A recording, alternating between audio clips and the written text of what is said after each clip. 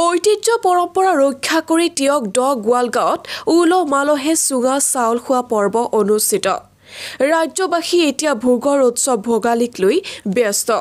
উৰুকাৰ নিশা হাঁহে মাহে এসাঁজ খোৱাৰ পাছত পাছদিনা বুঢ়া মেজি দহন কৰি নামঘৰত অথবা ৰাজহুৱা স্থানত অসমীয়াৰ জলপান পিঠা-পনা গ্ৰহণ কৰাৰ পাছতেই নিশালৈ মিতিৰ কুটুম্বৰ ঘৰত ভোজ ভাত খাই আনন্দ কৰিছে ৰাজ্যবাসীয়ে।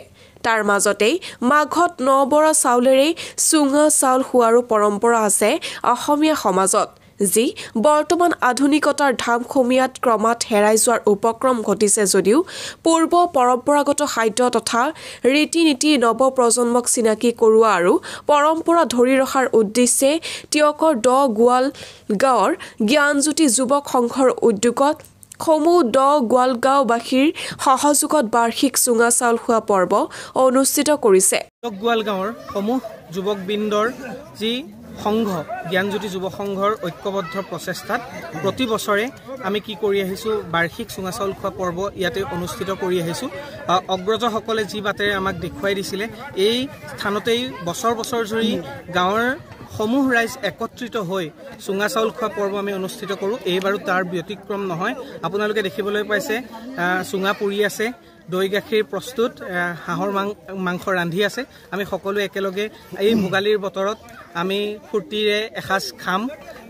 পোনপ্ৰথমে আমাৰ এই অনুষ্ঠানৰ লক্ষ্যটোৰ কথা ক'ব বিচাৰিছোঁ যে কি হৈছে, টিয়কৰ এখন ঐতিহ্যমণ্ডিত গাঁও, ৰংপুৰ ৰংমন গোৱালৰ বংশধৰ বুলি কয় গোৱালগাঁও। আহোম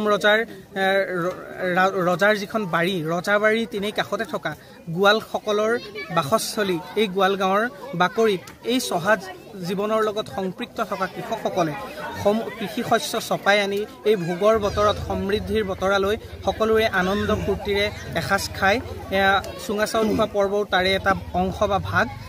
আমাৰ লক্ষ্য এটাই, আমাৰ হাতত আমাৰ ভৱিষ্যত প্ৰজন্মক আমাক অগ্ৰজসকলে দেখুৱাই দিয়াৰ বাটেৰে ভৱিষ্যত প্ৰজন্মৰ বাবে যাতে আমি এই পৰম্পৰা, আমাৰ এই কৃষ্টি সংস্কৃতি অক্ষুণ্ণ ৰাখি তেওঁলোকৰ বাবে কঢ়িয়াই নিব পাৰোঁ, তাৰ উদ্দেশ্যৰে এইবাৰো তাৰ ব্যতিক্ৰম নোহোৱাকৈ আমি এই পৰ্ব অনুষ্ঠিত কৰিছোঁ।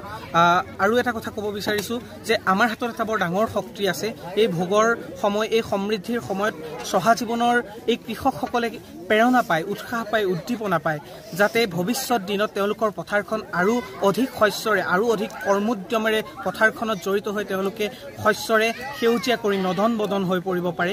তাৰ কাৰণে তেওঁলোকে অশেষ আপ্ৰাণ চেষ্টা কৰে এই সমৃদ্ধিৰ সময়ত, এই প্ৰেৰণাৰ সময়ত। আমাৰ হাতত এটা বৰ ডাঙৰ শক্তি আছে। আমাৰ পথাৰখন আমাৰ, বজাৰখন আমাৰ পথাৰ, আমাৰ বজাৰ, আমিয়ে মালিক আৰু আমিয়ে শ্ৰমিক। আমি এই চহা জীৱনৰ এই কৃষকসকলৰ এই জয়যাত্ৰাক, এই তেওঁলোকৰ সৰু সৰু আনন্দ ফূৰ্তিবোৰক ভৱিষ্যত দিনতো বাহাল ৰাখিবৰ কাৰণে আমি এই আয়োজন কৰিছোঁ আৰু ভৱিষ্যতেও আমাৰ এই আয়োজন অটুট ৰাখিব।